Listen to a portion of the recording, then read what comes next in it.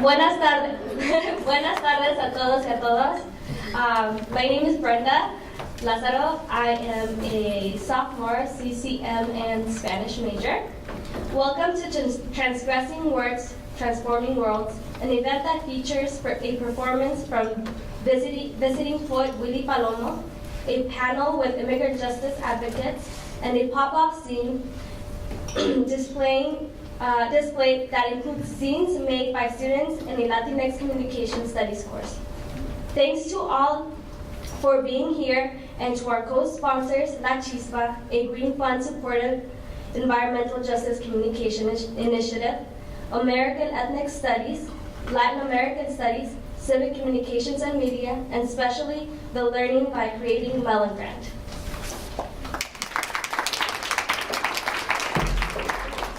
Hi, my name is Denise, and I'm part of the Latinx Communication Studies class.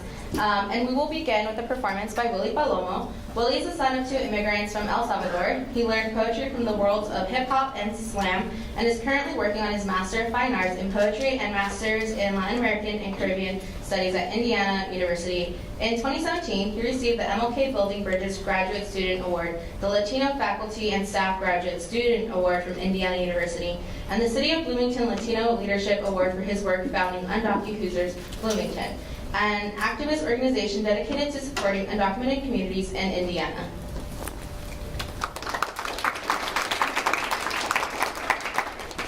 In 2016, Willy was named the runner-up Latinx Scholar at the Frost Place Conference on Poetry, and in 2015 he received the Trustees Character Award from Westminster College for his work teaching college-level humanities to first-generation students of color. Willy has taught creative writing and the poetics of rap at universities, juvenile detention centers, community centers, and high schools, and has represented Utah and Indiana nationally, competing in numerous poetry slams. His book reviews in poetry can be found in the pages of Muzzle, PBS, Waxwing, The Wandering Song, Central American Writing in the United States, and more.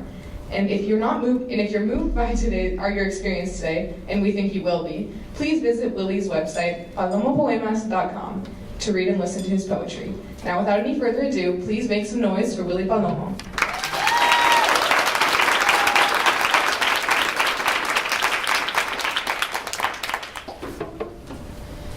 Thank you all for having me here. The past 2 days I've been meeting with a whole bunch of students, been in classes, and it's been wonderful. Y'all have a really great and strong community here, and I hope y'all see that. How many of y'all are excited for spring break? Yeah, that's coming up, right? So it is going to be interactive. This performance is only going to be I've been in front of crowds all day, so my energy is getting down. So the more energy you throw this way, the more energy I'm going to be able to send your way too. Since we're already getting comfortable with each other, I'm going to ask everybody for this first poem to take their shoes off, if that's cool. So I like starting my shows where we take our shoes off, we get comfortable. We're from the you've been stinky, your shoes are going to smell everywhere. And what I also ask people to do, if it's been a long day like today, I was in front of at least 3 classes, grab your shoes and then just use them as little pillows. And that's what I ask people to do before this first poem. And then we're going to go in for this first poem. Are you guys ready? Yeah. So this poem's called Where Papi's Angel Speaks from an Immigrant Detention Center. I use my shoes as pillows as if to say my dreams are far from here. As if to say I'm ready to leave at any moment. Use my shoes as pillows and whisper evening prayers into the souls so they follow me the next day. Use my shoes as pillows and let the heels dig into my face so when I return, everyone will see the countries I've crossed. Use my shoes as pillows and untie its tongue. Hold it to my ear like a lover and listen to the mumble of dirt shift inside. Use my shoes as pillows and peek through the holes to create my own night sky. Use my shoes as pillows and wiggle my toes off the edge of the bed like a tree. And remember how once I let my chancla fall like fruit, how now I must be ready to bruise fist and face for this torn pair of shoes, ready to run through another noon through the soles and the skin on my feet. So the story behind that poem is when my dad was crossing the border into the United States from Mexico. backtrack. I'm Salvi. These poems are going to be really Salvadoran. Both my parents come from El Salvador, and when they came to the United States, we were fleeing the Civil War there, so they were both refugees. When my dad was crossing the border into Mexico, he came with his brother. And then once they got caught by La Migra at the border, they ended up in a detention center, and my uncle ended up backing out. He was like, nah, I'm going to have them send me back to El Salvador. They were offering like no criminal record and stuff. You just like went back and self-deported. So my tío did that. So my dad's like alone in the detention center being like, I'm not going to leave right now. And as a Salvadoran immigrant crossing the border and yes, crossing through Mexico, it's really dangerous. But part of that is also just because Mexican immigrants and just Mexicans would like harass you and pick on you. And so my dad was lucky enough that he met an older Salvadoran while he was at the detention center who gave him a Bible and was like, here's something you can do and you can read and keep yourself busy while you're here. And also gave him the advice to sleep on his shoes so that they wouldn't steal them from him while he was asleep. So that poem was me like imagining that and maybe romanticizing that a little bit. A little bit about the poems that are going to be performed today. There's like also the trigger warnings. Sometimes they're violent. A lot of these poems are going to be about my family and their experiences in El Salvador in the war. So things like sexual violence are mentioned, things that you find in war are mentioned. I don't get graphic and stuff like that. But that's just something to keep in mind. It's something floating in the air. But it's important for me, especially since we're in like poetry land right now, that even with like the most difficult stuff, you find a way to like make them fun, and find a way to play within that space and to like reclaim it a little bit. So this next poem's a little bit of an example of that. My tía Tere told me his real name was Daniel. Ojos como las boquitas mojadas de botellas cristales. Face a chilled pilsner with a cracked side. Daniel. Un mano amputada a mitad de una oración callado en su puño. Daniel, a bloody foot running nowhere by itself. Daniel, better known by the locals as El Hombre Machete. What else do you call someone who hacks apart men, women, and children, cabeza por cerveza, and vice versa? Everyone knows to run away from an indio with a name that ugly. Everyone, except for my tia, of course. Don't be a hero, niña estúpida, cries abuelita, and of course with all the other rational people. Nah. While mama sees their children and grown men ran and left their balls at their table, Niña Tere held her merendero down. Just a teenage campesina y cocinera, a female David against a midget Salvadoreño Goliath, and she wasn't about to let a machete-wielding Indio cycle killer chop her family into chicharrones. Do you know who I am? He asked her, his eyes squinting like a blade. And I imagine her only response was hell. I don't give a fuck because she didn't move. Not even as he declared soy el diablo and pulled out the gory machete, face twisted with satanic laughter. Nah, my tia just laughed along because she'd been already seen the devil and he ain't him. So he grabs his machete and swings a warning strike at the table and gets it stuck. My tia didn't hesitate. Behind her back, she pulls a seething red poker from the fire and stabs him in the throat. Said he shrieked like a butchered sow as he fled, leaving behind his machete, never to be heard from again. My tia Tere tells me all this as I pass her hojas de guineo for Christmas tamales, my punishment for snapping the limbs off my sister's Barbie dolls. Her hand a heavy smack across my face as she sits, humming softly to hymnos with legs not even her diabetes could take away from her. I ask her if she's a murderer, and smiling, a crooked old lady smiles. She tells me she would do it again to any man who acts like he owns this world.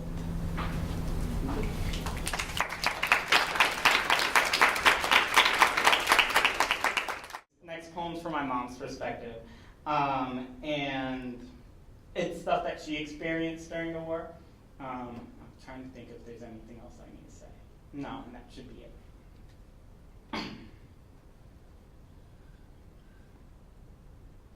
Bobby punched holes at the tops of barrels so we could breathe, but none to see. So I can't say I saw the battalion. I can't say I saw the men Already boys tear a white flag from Papi's shirt and stomp on his chest as if putting out a fire. There was no fire, just Papi grunting and swearing. There was no one left in our shack. No boys to make soldiers, no daughters to make single mothers. This is how Papi protected us. He made us wear his jeans instead of our faldas, so if soldiers found us, we'd be harder to rape. He smacked us when we spoke back and said achis. He taught us how to cook tamalitos, y sopitas, y arroces, so one day we could be good wives. The world is unjust to unmarried women, he said. And thus, we learned to suffer.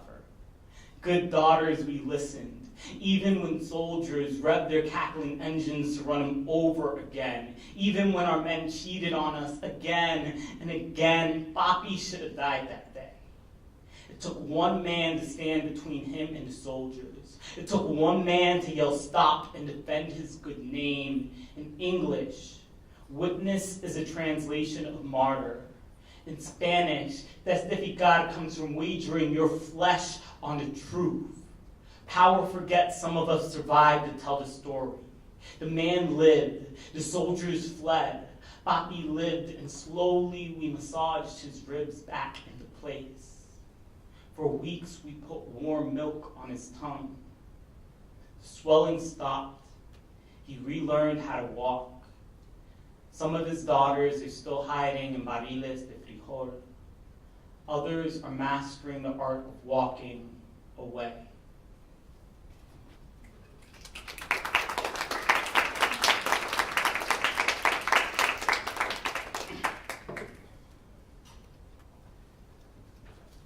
I'm going to do one more of these poems. That was like the sort of situation my family was experiencing during the war.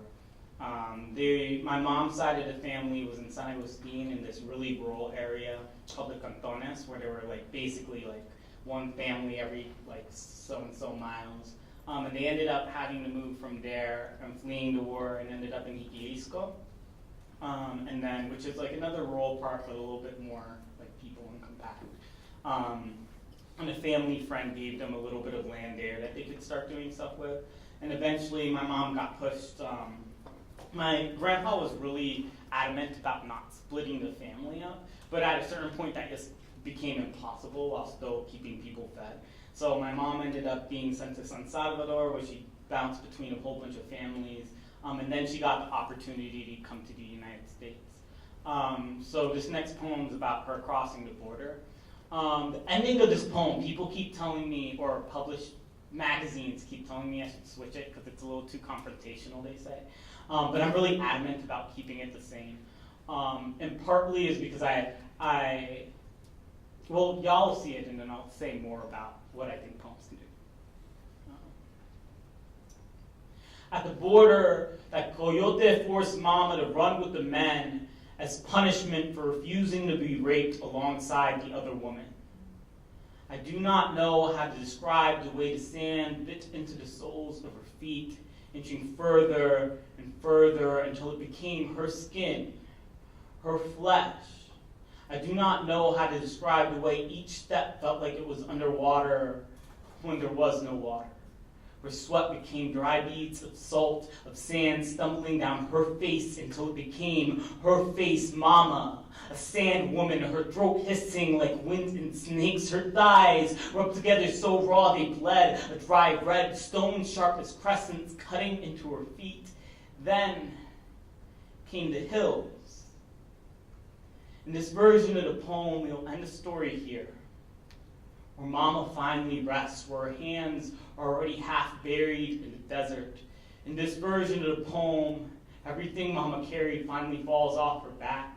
The 8 hungry heads of her hermanas y hermanos roll down the hills. The hungrier machetes of the soldiers stick from the ground like needles of giant cacti. I want there to be at least one version of the story where Mama no longer suffers, where for once another God performs a miracle, the atonement of blood and limb, where we no longer have to live with the guilt of this sacrifice.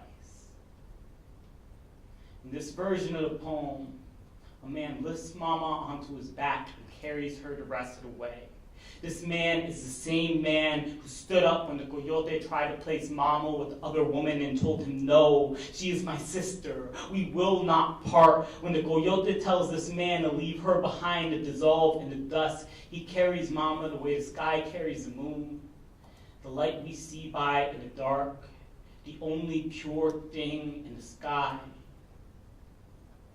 In another version of this poem, this man is my father, sitting beside my mother's hospital bed, massaging her back. No, my father is in the hospital bed, hollering to the heavens as the doctors pull me bloody from his body. In the last version of this poem, this man is you, listener, sitting comfortably in your seat, carrying this unholy burden for the shortest of moments, so for once, we understand how quickly we would collapse.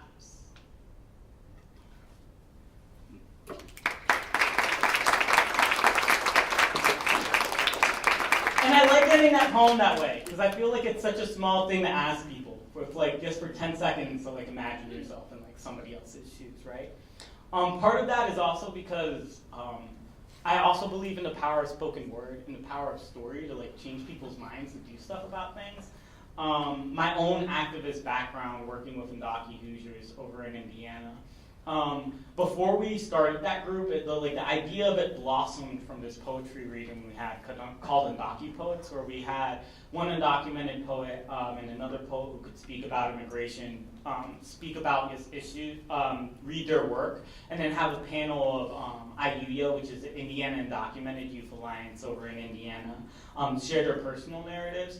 And like, so we had this amazing event, and like people felt really strongly about it. This was right before the election ended up. This was the April before the 2016 election. And there was a lot of energy in the room, partly because we were in Indiana, and Indiana things were really rough at that time, especially immigration-wise. Undocumented students had to pay out-of-state tuition, and then on top of that, if you went to like IU's website and like just like searched undocumented students, the only thing you would find is the financial aid page saying we don't have any scholarships or financial aid for you, which is like this huge fuck you, yes, kind of on the webpage, and there's no other resources available. So as a community, it felt like there was nobody really to turn to.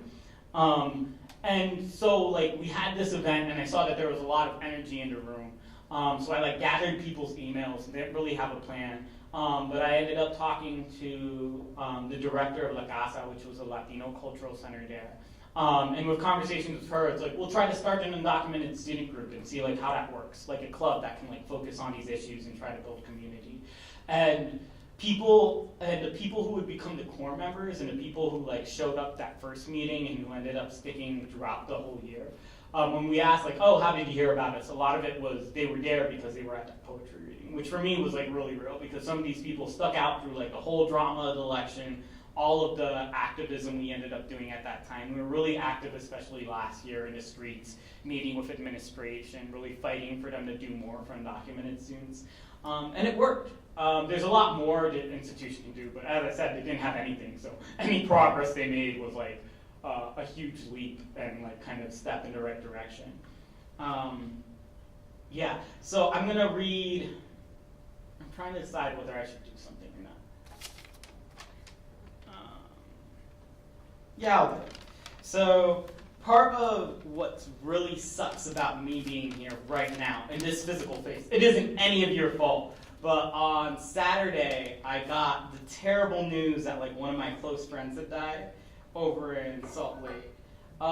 And as the story kind of unwound, I wasn't terribly surprised just because I'd been really close friends with them and I could see like the struggles they were going through.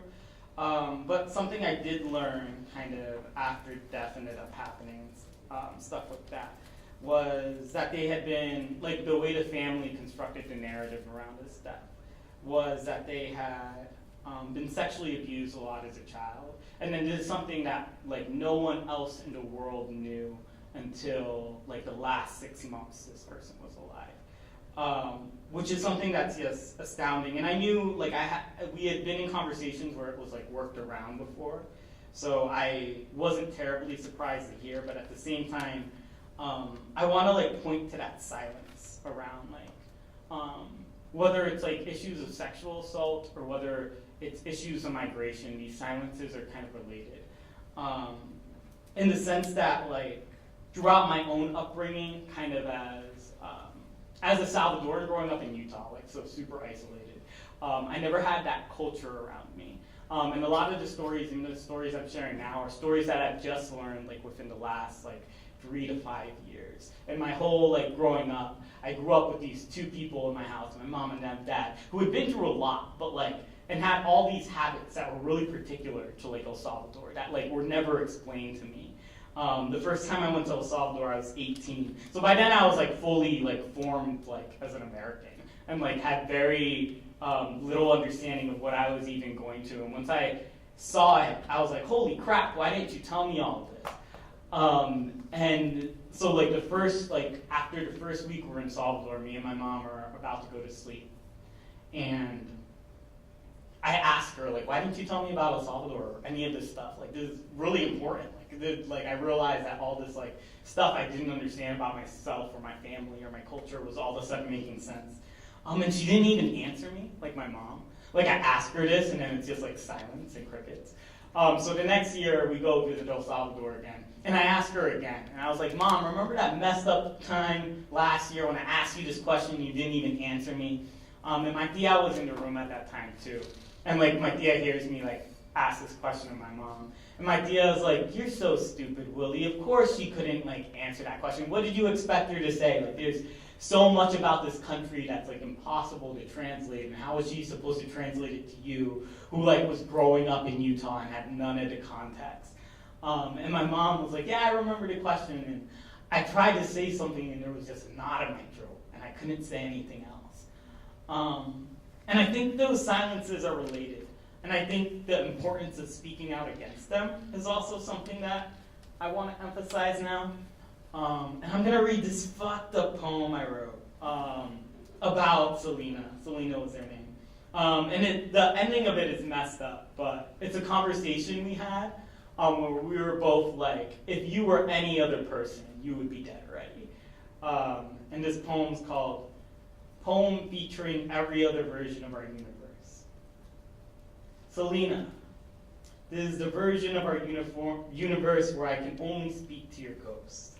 I go for a hug, but instead hit my head into the shelf. You apologize by calling me an idiot. I joke about using your books as toilet paper because I refuse to soil the last roll you left me. The flowers imprinted on the tissue leave me breathless. The petals are too pretty to wipe my ass with them. You remind me I'm full of shit, but numb my bump with the heartless cold of your hands. In this version of our universe, I hit dismiss on my phone and forget to call you back. I miss my exit and drive a half hour until the electrocuted heart of the city where it is too bright to see the sky. It is the version where you find a hole in the world that reminds you of yourself. The version where your mouth kisses that hole until you cannot tell where it ends and you begin. You become nothing but exhale, the static puncture between parted lips, the gap two pressed palms can never close. You are my arms and legs knotted in darkness like a shadow split by moonlight. It is not the version of the universe where I find the empty bottle of your body in time to shake you alive, where you cough and vomit laughter, where you open the hole of your mouth and pull me closer and closer until we forget where I end and you begin. In this version, you couldn't afford your tuition or the psych wards. You were exactly where you otherwise would most likely be, faced like a crushed can sleeping by the gutter, a song cut from your throat by your painless hands. It is not the version where we hold one another's face and forget everything the world gave us and called a cure. It is not the version where you say, I love you too. It is not the version where you were born white into $1 million family. It is the version of our universe where we realize the stories are true. We all know what happens to queers as fucked up as you. And it sucks that like is our universe now. The way I'm gonna tie this back in El Salvador, I So being queer and Latino is hard. And a lot of it is stuff I wasn't even able to process growing up Mormon. Like, it's stuff I didn't even consider. Even though it was kind of like blatant and obvious, like when I like start looking at like diary entries and stuff like that, I was like, oh yeah, this is clearly somebody who is like more than straight. But like coming out, especially like in a Mormon family and Latino context, like all the drama surrounding that is hard. So this is a poem where I pretend I had already come out with my family and they're cool with it. But it's also a poem about the border. And it's where Papi's angel speaks to me about love. Mijo, I know you have seen the night as an excuse to hold your body like a bottle and drink yourself to sleep in the morning. The sun will rise bright as an infant fear in your throat. You will not die as much as you wish for it. You will get lucky. Friends will envy you with their stomachs, and whether or not you deserve it, you will lose people you loved wrong, and I know what that's like. To love until you lose hope in yourself. No one wants to talk about it. How at the border they offered us clean criminal records. Our first ride on an airplane if we went back to our motherland, El Salvador. It's so hard to leave, and of course your tío, he went back for a girl, said he wanted to try again the right way, but there's never a right way to leave. We would have never left if there was a choice to make, but men leave to survive. Leaving is what makes us, and you will become a man all the wrong ways, which is to say, there is no right way. After your deal left, they let me go into the blinding street with nothing, not even a bus route. Always an orphan, this time without a family to call the motherland. Only an address, my 8th grade dropout's command of language and survival. Mijo, I made it. There's no need for a map. If fear is your new face, learn to kiss him with your eyes open, without a border between your lips.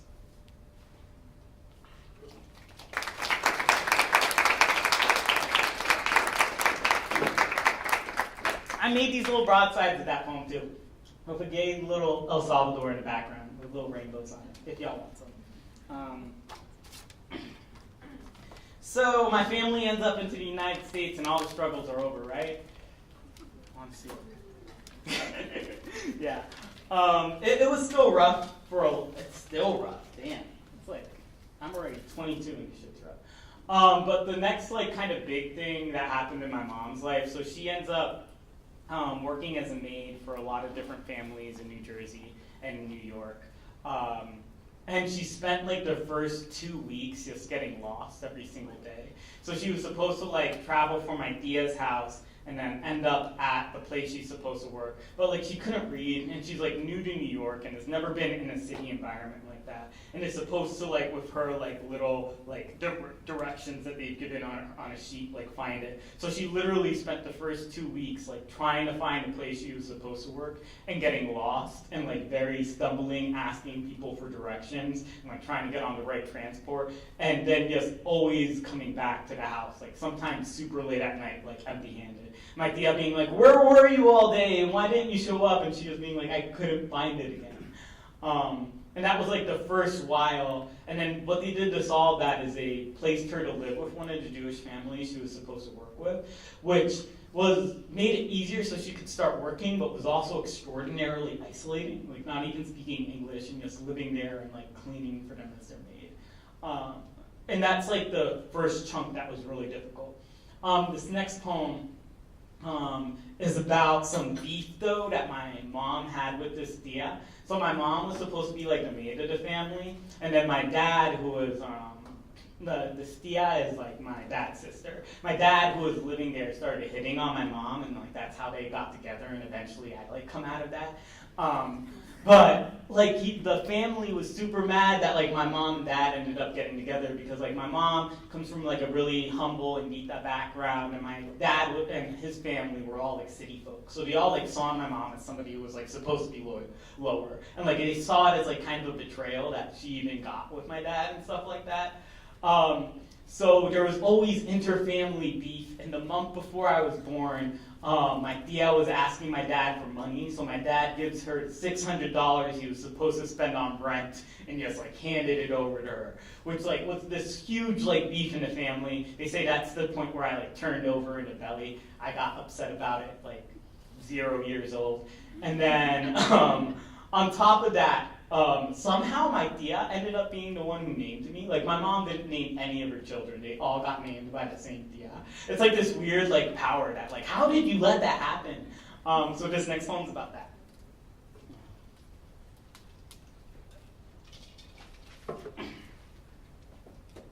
The same tia who named Mama una india fea y ingrata y desagradecida named me Willy. A name Mom would misspell on birthday cakes but fit cleanly into the mouth of every white person I have met. A name that could shake Johnny's hand but never look at me in the mirror. Dia wanted people to know that I belong here. Look, I speak English just like you do, mister. If I'm wiping the window of a Bentley, it's because I own the Bentley, sir. If I'm asking you for rent money, it's because I own the building, madam. In 6th grade, teenage girls, the lords of our middle school kingdom, christened me Willy, and it stuck because I had dreams of biting into the white nectarine of their necks. I never wanted William anyway.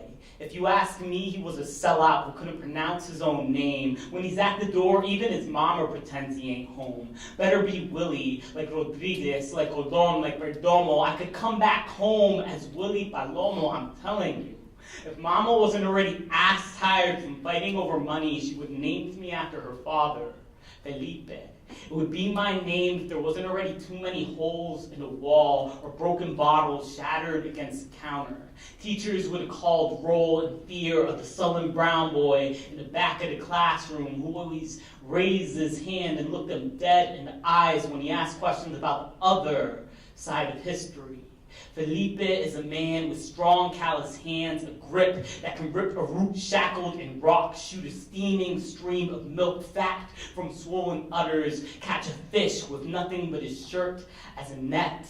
Felipe is the name of a survivor who only limps because men from Atacatla's battalion ran him over with their car and still could not kill him. I'm still searching for Felipe lost in fields of maize. Tia was right, Mama. We come from una marabunta de indios locos y feos, ingratas y desagradecidos. Should have been named Felipe to prove it to her, to prove her right.